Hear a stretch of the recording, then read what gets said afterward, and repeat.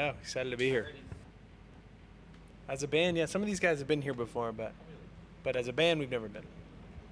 It's incredible. So beautiful. The food is amazing everywhere we've been, even the airports, which is way different than the States. People are so sweet. Everybody's been, coming up to us and expressing how excited they are to see us, and it feels great. I mean, we're all very familiar with all sorts of different kind of Japanese food. We're big fans. A lot of my favorite movies are Japanese, so I was really excited. That's been my only experience of watching film. So I've been excited to come see it with my own eyes. And then he was here for like a week before the rest of us got here, so he was kind of telling us how his experience was going. He's been here a few times, so these guys have told Lee and I a lot about how special this place is, and so this has been a real, actually like I know it sounds crazy, but like a real dream come true. It's been. What about weird? When we were in Tokyo, we were staying in like Shibuya Crossing, right at Shibuya Station, and that gets a little wild there. The pachinko, that like the gambling institution seemed pretty wild. I wasn't expecting that at all. But everything else is on par. I mean, it's one thing I found weird is that, and admirable, is that no one jaywalks. I've been standing at lights at like 10 p.m. and it's red and there are no cars in sight, and my instinct is to just cross the street, but everybody's waiting. Wow. It's awesome. A lot less trash, a lot less throw up. Yeah. American festivals tend to be disgusting. Yeah. You see a lot of crazy stuff at a festival like Bonnaroo. I mean, those places are really awesome, but like for instance, the way that the trash is separated and thrown away, like that would never happen. In People finish their food in the States, they'll just drop it. It's disgusting. And it's very normal. It's extremely clean. Everybody seems to be very respectful of the grounds and the surroundings. This is, we're very proud of this. This is our first show after our new album came out. Our new album came out last Friday, and this is our first performance to celebrate that. So that means a lot to us.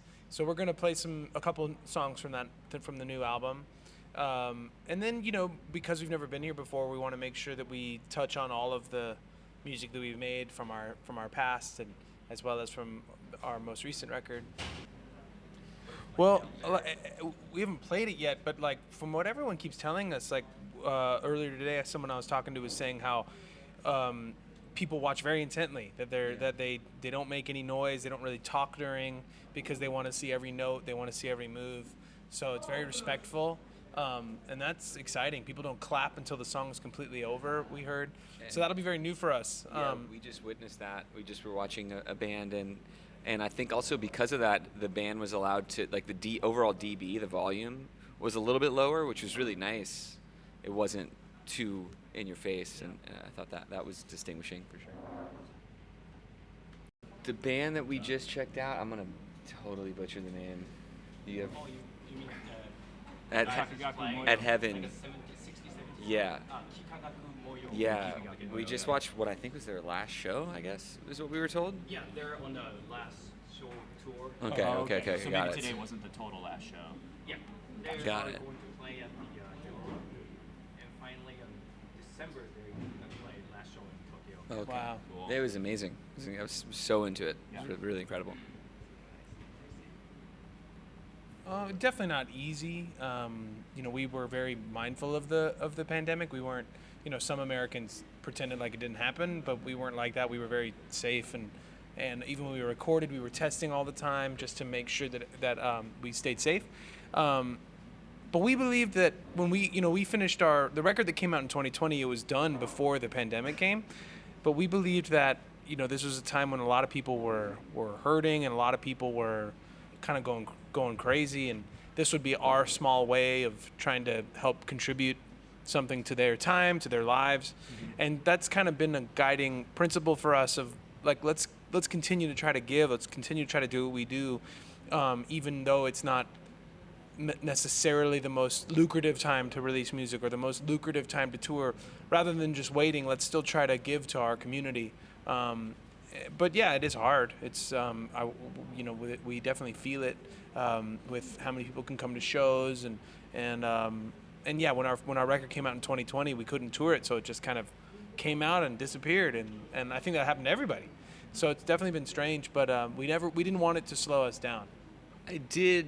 I mean, everything really shut down in March of 2020, and I'd say for about 8 months, it was definitely stifling in so much as that we couldn't safely get into a room together, and globally everybody was still trying to figure out what was going on, and at that point there was a lot of fear and trepidation, and so we weren't playing at all. And then after we kind of got our heads around how to like safely get together and make music, then it felt like we were, it felt like we were able to continue to create in the way that we do as a band. And I actually remember the first show we played was a rooftop performance, and we hadn't played in so long at that point for us. And I felt particularly excited about it, just because it was pent up. We were sitting on a lot of that energy. Definitely. I mean, I this new record of ours, Misadventures of Doomscroller, I wrote a lot of it during the pandemic. One song in particular, Joke in There Somewhere, is kind of about that now.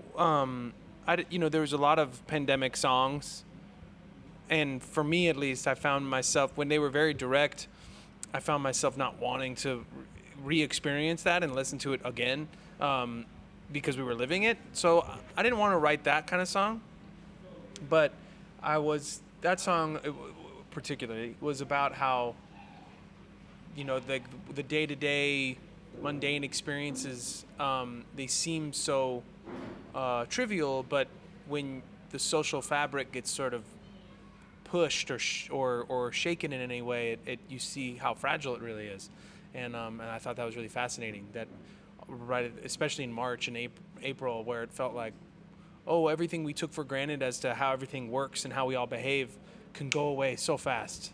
And all of a sudden, all the toilet paper's gone, and all the supermarkets are empty, and it was a reminder that we take a lot for granted. So that's what that song was about. So in that sense, it definitely came into some of the music, not all the songs, but definitely that one. I mean, I certainly don't take for granted anymore any single show we play, whereas, we tour so heavily as a band, and we have since the beginning. And I mean, speaking for myself, there's definitely been times when it's like, why are we in Eugene, Oregon for the third time this year? You just kind of get to a point where you're like, I don't want to be here. I want to be home, because I've been on tour for 2 years straight. And now, having lost that for a period of time, I try to constantly remind myself, like, this is so, this could so easily go away. It's so, what's the word I'm looking for? Ephemeral.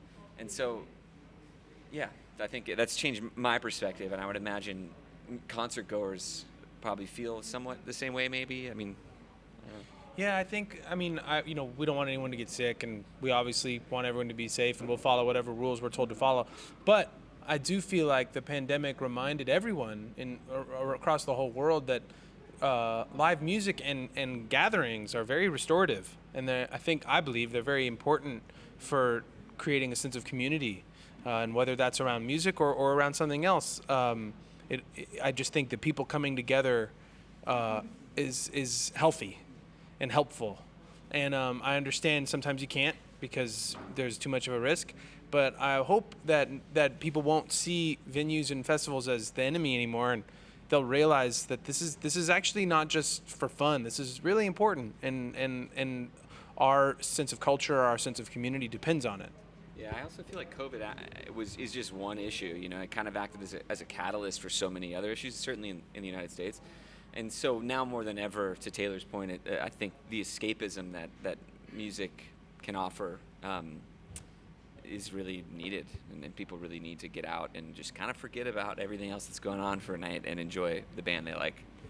Hey, we're DAWES. Thank you so much for tuning in and watching this with us. This is our first Japan performance, and we couldn't be more excited. We're really hoping it's the first of many. Hope to see you soon. Fuji Rock Festival 2022.